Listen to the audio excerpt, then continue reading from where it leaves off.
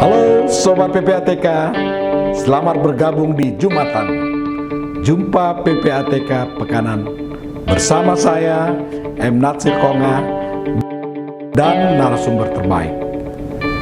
Kita dan kalian semua harus tahu agar terhindar dari tindak pidana pencucian uang dan pendanaan terorisme. Jumatan hanya di channel PPATK Indonesia. Halo Sobat PPATK, jumpa lagi kita di Jumatan. Jumpa PPATK Pekanan. Bersama saya M. Natsir Konga dan sudah hadir Bapak Dr. Muhammad Yusuf SAMM.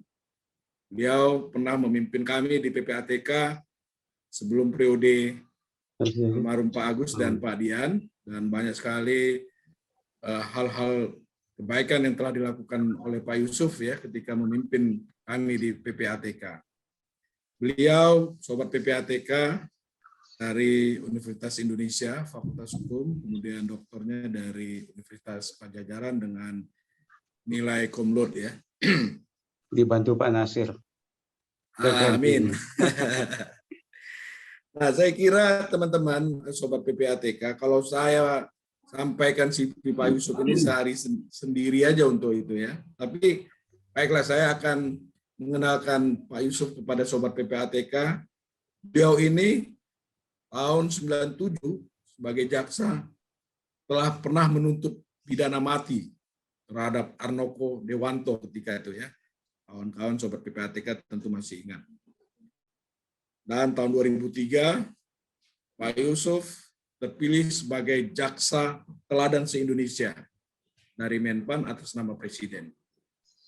Lalu kemudian banyak sekali ya pengendalian penuntutan pidana yang dilakukan, termasuk diantaranya ada kasus BNI 46 ya, kemudian yang ada di Polri, kemudian juga banyak membidani ya undang-undang yang diterbitkan. Lalu kemudian juga beliau ini sebagai tim pembuat RUU pembatasan transaksi tunai yang alhamdulillah sekarang sudah diserahkan oleh pemerintah untuk ditindaklanjuti DPR RI. Selain itu, Pak Yusuf ini dalam usia 51 tahun sudah mencapai pangkat tertinggi jaksa, itu jaksa utama 4E. Nah, ini jarang-jarang ini bisa dapat dilakukan oleh orang. Sebagai pembicara juga di berbagai negara, dan banyak sekali ilmu yang bisa kita elaborasi dari Pak Yusuf ya, dan mudah-mudahan Pak Yusuf memberikan pencerahan kepada kita Sobat PPATK. Pak Yusuf, ya. Alhamdulillah Pak Yusuf ya, kemarin itu 29 Juni Mahkamah Konstitusi telah meloloskan yang dilakukan oleh PPNS Perikanan Kelautan dan Perikanan dan Lingkungan Hidup ya, atas pasal 74 Undang-Undang Nomor 8 Tahun 2010 tentang pencegahan pembatasan tindak pidana pencucian uang. Ini sebuah terobosan hukum yang sangat menjadi titik sejarah baru bagi penerapan rejim anti pencucian uang, di mana selama ini penyidik itu kan hanya 6 ya Pak Yusuf ya. Polisi, jaksa, KPK, Bea Cukai, kemudian pajak dan BNN. Sekarang PPNS sudah dapat melakukan penyidikan tindak pidana pencucian uang. Sejauh mana nih Pak harapan yang sudah diberikan oleh Mahkamah Konstitusi ini, PPNS di Kelautan dan Perikanan mempersiapkan diri ya, karena memang kejahatan kelautan dan perikanan ini juga kan cukup besar Pak ya, dan saya angka pastinya nggak tahu, mungkin nanti Pak Yusuf bisa jelaskan kepada Sobat PPATK. Kerugian negara dari kejahatan di bidang kelautan dan perikanan ini sampai triliunan rupiah. Nah, pertama pertanyaan saya Pak Yusuf, sejauh mana antisipasi PPNS di Kelautan dan Perikanan dalam mendapatkan dari Mahkamah Konstitusi terhadap pasal 74 Undang-Undang Nomor 8 Tahun 2010, Pak Yusuf.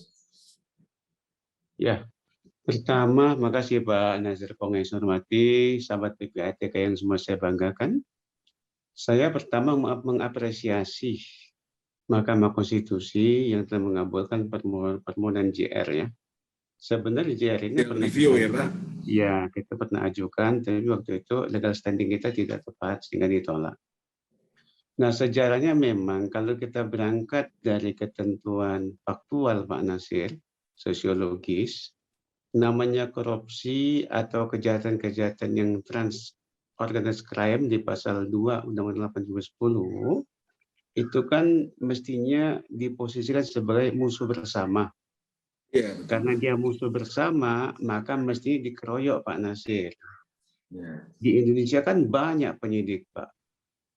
Nah, kita pada saat merumuskan pasal 74 Undang-Undang 8 2010 itu kan bunyinya bahwa penyidikan TPPU dilakukan oleh penyidik TP asal. Jadi Karena Pak Yusuf kita, termasuk salah satu bidang ini ya Pak ya? Untuk ya, saya dengan Pak Yunus dalam pembentukan Undang-Undang Nomor 8 ya Pak ya? Betul, pada saat malah kita berdebat keras ya, pukul-pukulan meja dengan 3 perwira dari kepolisian. Karena waktu itu auranya yang muncul, Komisi 3 panjanya itu tetap ingin meletakkan kewenangan hanya pada polisi semata.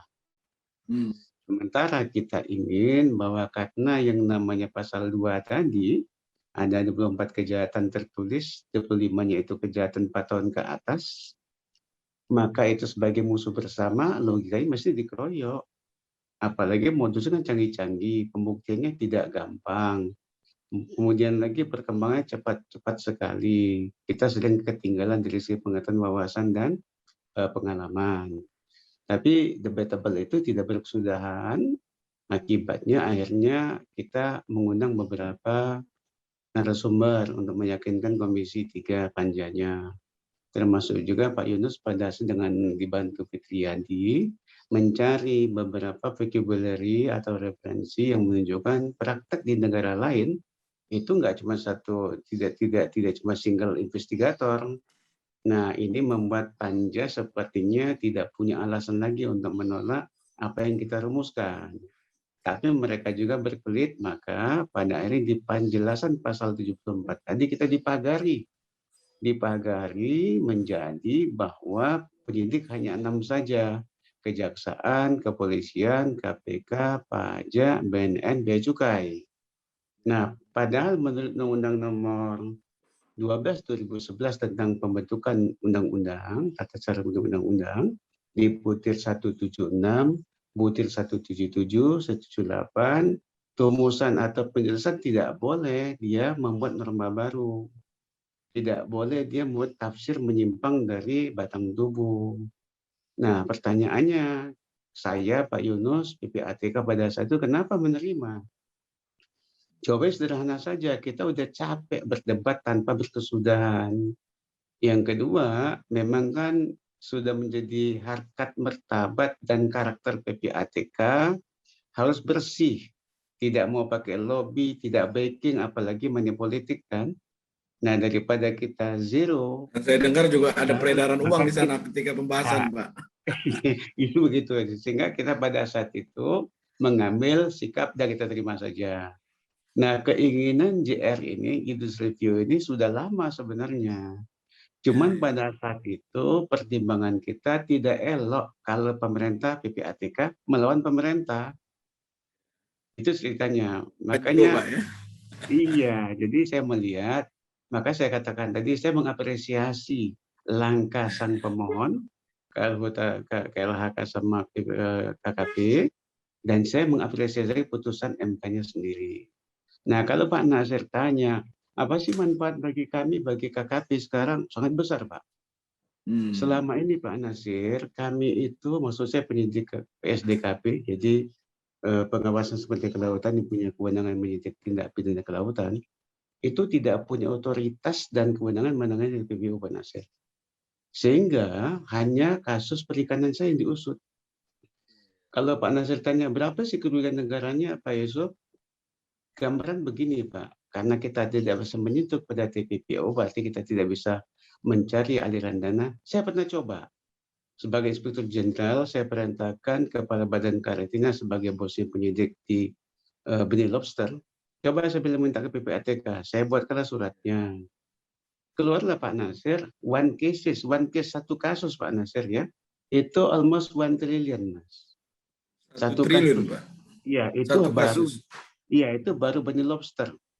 Aliran dana Hmm. yang dari Singapura menyebar ke Indonesia itu hampir 900 sekian intinya. Itu data dari PPATK dan tersebut nama orang-orang teraliri. Cuman kan kami tidak punya kewenangan untuk melakukan penyidikan. Itu satu contoh. Contoh yang kedua Pak Nasir, pernah ada kapal Silver Sea 2. Kalau tadi kan benih lobster. Kalau ini adalah orang yang menangkap ikan di wilayah kita tanpa izin.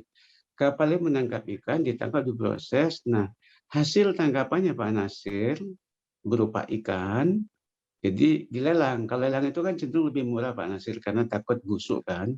Kualitasnya pasti tidak sama seperti pada saat diambil awal. Itu pun lakunya Pak Nasir, satu kasus tadi, satu kapal tadi 21 miliar. Bayangin. 21 miliar. Jadi kalau kita lihat misalnya ternyata kan yang dalam sinyalemen saya bahwa mereka ini bukan kali pertama mengambil hasil laut Indonesia. Cuma selama ini tidak ketangkep kan. Nah maka dengan kewenangan yang diberikan MK ini, insya Allah nanti pertama saya sudah membuat arahan kepada tim penyidik agar mereka belajar ke PPATK. Nanti mungkin kami akan minta bantuan PPATK mendidik anak-anak kami di pusdiklatnya PPATK mengenai TPPU. Yang kedua, kita akan mencoba membangun nantinya pendidikan satu atap. Jadi ada jaksanya, ada penyidiknya, ada hakimnya, khusus mengenai kelautan dan TPPU. Dan Mungkin, alhamdulillah ada penyidik baru Pak ya, ada 30 penyidik ya, PPNS baru di KKP. baru yang Pak. kita betul yang kita angkat. Nah nanti mungkin ya saya mendukung sobat PPATK dan teman-teman PPATK karena kami tidak punya sarana yang bagus seperti PPATK. Mungkin nanti kami akan coba kerjasama dengan PPATK minimal menyewa atau meminjam tempatnya supaya nanti kita berkolaborasi. Nah harapan saya nanti ada kontribusi positif dari PPATK dan KKP menjadikan Indonesia poros maritim dunia. Itu Pak Nasir. Biasa nih persiapan yang dilakukan oleh KKP ya di dalam memberantas kejahatan di bidang kelautan dan perikanan. Nah, dari satu kasus saja sampai hampir 1 triliun Pak. Dan kalau kita lihat data tahun 2020, itu banyak sekali kapal-kapal Vietnam, Malaysia, dan negara-negara lain yang berhasil ditangkap oleh KKP. Ya. Dan kalau ini kemudian bisa dikejar sampai kepada pelaku utama dan menyita uangnya, punya gambaran Pak, ke depan itu berapa dana kerugian negara yang bisa kita hemat dan dikembalikan kepada negara Pak. Ya. Ada nggak punya itunya Pak? Kalau Pak Nasir, kita coba mau mengkalkulasi secara kasar Pak Nasir ya. Di kasus kemarin yang menyeret mantan Menteri KKP Pak. Pada saat itu kan zaman Bu Susi, benih lobster itu dilarang untuk diekspor Pak Nasir. Dilarang untuk ditangkap. Karena kita tidak ingin itu punah. Kalau punah nanti kan generasi kita mendatang tidak lagi kenal dengan namanya lobster. Kemudian zaman Pak Edi Prabowo, kita melakukan studi banding ke Australia. Ternyata lobster sudah bisa dibudidayakan Pak Nasir. Dan Vietnam melakukan itu. Nah, karena sudah bisa dibudidayakan, maka dibukalah izin penangkapan dan ekspor. Kenapa dibuka? Pertama, Pak Nasir, survival rate-nya dari daya tahan untuk hidup lobster itu hanya 0,1%, Pak. Jadi kalau dia bertelur di laut itu 100 ekor, Pak, itu cuma 1 ekor yang hidup di laut. Selebihnya akan mati sendirinya, atau mati dimakan makhluk lain. Tapi kalau kita bawa dia ke darat, kita budidayakan, itu survival rate-nya bisa 60-70%, Pak. Itu alasan kenapa diizinkan. Nah, harganya ini Pak Nasir membuat orang terpesona dan tergoda, Pak. Ada 2 jenis lobster yang kita hasilkan. Satu yang pasir. Pasir itu harganya rata-rata 10.000 per benih, Pak, di Indonesia. Tapi di 10.000? Vietnam itu 10.000 per benih. Per benih, per ekor. Rp10.000 Pak ya? Ya, per benih ya. Tapi di Oke, Pak. Vietnam Ya. itu bisa 35 ribuan, Pak, harganya. Oh, Sehingga selisih harga ini 35.000 membuat satu orang benih. menjadi penyelundup, ya. Itu yang apa namanya pasir. Yang mutiara, Pak, itu sekitar 15 sampai 20 ribuan lah kurang lebih maksimal di Indonesia. Di Vietnam bisa 50 ribuan per benih.